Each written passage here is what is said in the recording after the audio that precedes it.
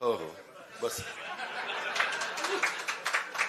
त्या संदर्भामध्ये माझी आपल्याला एवढीच विनंती आहे की आजच प्रताप सरनाईक, मी, मुख्यमंत्री एकनाथराव साधारण मागच्या काळामध्ये जे काही धाराशिव जिल्ह्यामध्ये डीपीसीच्या बद्दल काही गोष्टी घडल्या त्याला स्थगिती देण्यात आली, परंतु आता ती स्थगिती आम्ही उठवतोय.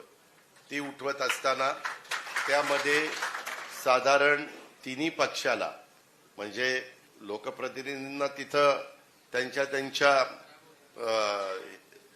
जो काही आम्ही सूत्र ठरवलेलं आहे त्या सूत्राप्रमाणे, जसं सूत्रांच्या माहितीनुसार तसं माझी पण हे नेहमी बातमी लावतात सूत्रांच्या.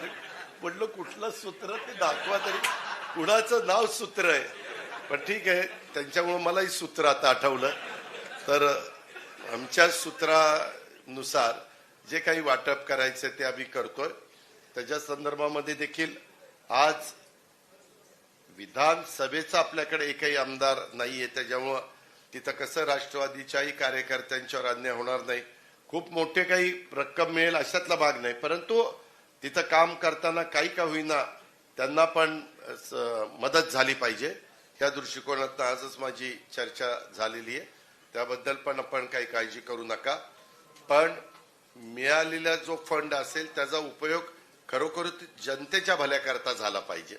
उद्याच्याला त्याच्यात कुठल्या चुका होता कामा नये. आपल्यालाही काम दाखवता आलं पाहिजे किंवा हे तर आम्हाला अशीशी मदत झाली आणि हे काम आम्ही समाजाच्या करता करून दाखवलं. ह्या प्रकारे आपण एकमेकाला साथ देऊया, अशा प्रकारची माझी आपल्याला सगळ्यांना विनंती राहणार आहे. आज